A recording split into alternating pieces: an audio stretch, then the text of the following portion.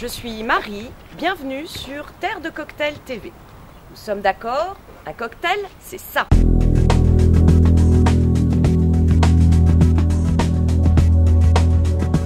Nous sommes aussi d'accord, nous n'avons pas tous un bar à domicile. Aujourd'hui, Rose nous accueille et nous allons lui apprendre à faire une pina colada.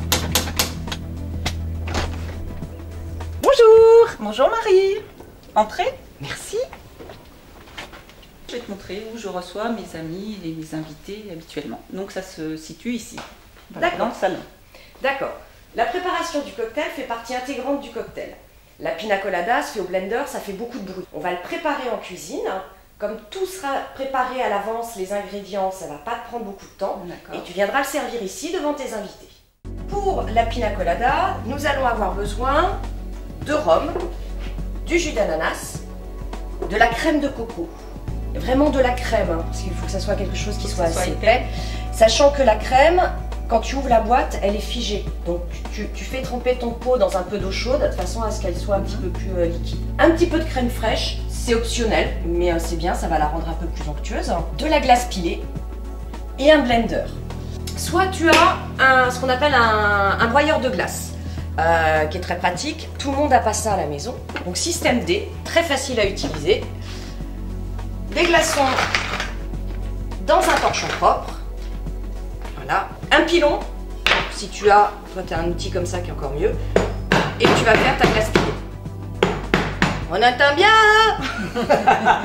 La glace pilée faite comme ça, elle est du coup, elle a une bonne taille. Faut pas trop la casser parce qu'après, quand on va le passer au blender, ça va faire que de l'eau. L'idée de la glace pilée, voilà, c'est que ça reste, qu'on ait quelque chose qui soit quand même assez consistant. On va changer de place puisque c'est toi qui vas faire la pina colada. C'est moi qui fais. Tu vas mettre dans le blender 4 centilitres de rhum. On utilise un rhum brun, qu'on appelle un rhum de sucrerie, pas un rhum agricole parce que ça va être trop fort au niveau du goût. Il est plus sucré celui-là. Il est vieilli, donc il va avoir un côté plus boisé que le rhum blanc. 4 centilitres, non, vas-y, tu vas jusqu'au 4. Et alors, l'idée, tu le verses directement. Trop fort. 8 centilitres de jus d'ananas. 8 centilitres. On ne peut pas en mettre partout. Voilà. Et 2 fois. Et 2 fois. Ensuite, tu vas mettre la crème de coco.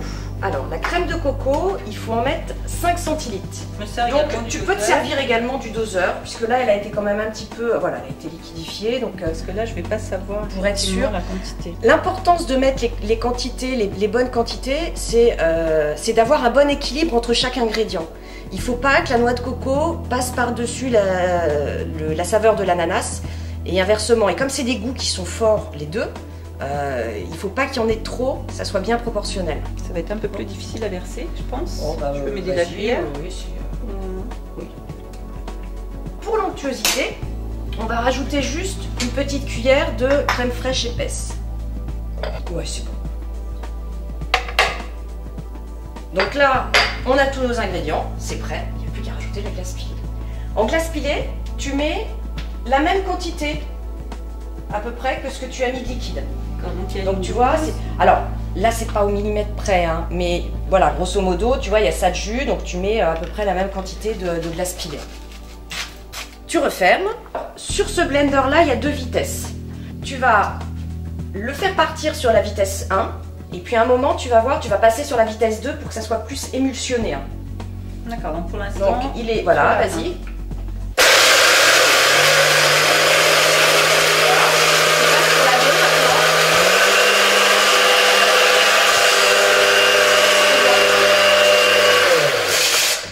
Effectivement, ça fait du bruit. Et là, normalement, on a une belle consistance. On en a fait une dose et tu vas voir avec, on va remplir 2 verres.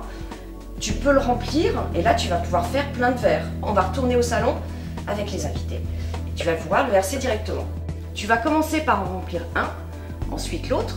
J'alterne. Tu alternes, voilà. On entend le bruit de la glace pilée. Voilà.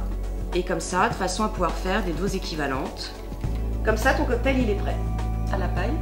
Plus qu'à... Alors, à la paille parce que c'est avec la glace pilée, c'est très très frais. Et si tu le bois directement au verre, ça fait péter l'émail des dents.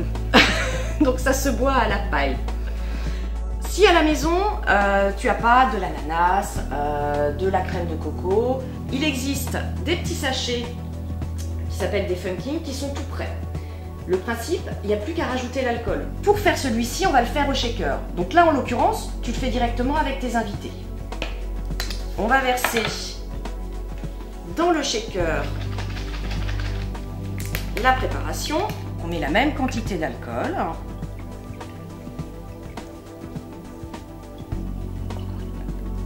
Des glaçons. Tu les mets entiers. On les met entiers parce que là, on va remuer, on va shaker la boisson de façon à ce que le rhum se mélange bien avec tous les autres ingrédients. Ce qui s'est passé dans le blender, ça va se passer ici avec les glaçons. Par contre, dans le verre, on va remplir de glace pilée. Vraiment remplir le verre. Je vais te laisser shaker. Donc là, on a tous nos ingrédients et les glaçons. Tu vas prendre le shaker dans une main et tu vas remuer. Il faut que les glaçons fassent vraiment ce mouvement-là, de haut en bas. De haut en bas. Voilà. Vas-y. Et tu remues bien. Donc là, ça va bien tout remuer, mélanger l'alcool, tous les ingrédients, ça va bien le rafraîchir. Et une fois qu'il est, ça, on shake comme ça pendant à peu près 20 secondes. Et tu le verses directement dans ton verre. C'est la même consistance. Alors c'est un côté un peu plus liquide parce que là on ne l'a pas broyé avec les glaçons, mais tu obtiens pareil une pina colada. Parfait. Donc même principe, la dose qui est contenue dans le sachet avec les alcools, ça fait la dose pour un verre dans les bars. Les verres à la maison sont plus petits, donc en règle générale tu vas pouvoir pareil faire 2 verres. Et voilà, la paille. Tu auras fait une superbe pina colada devant tes invités. Et prêt à déguster. Voilà, pour briller en société.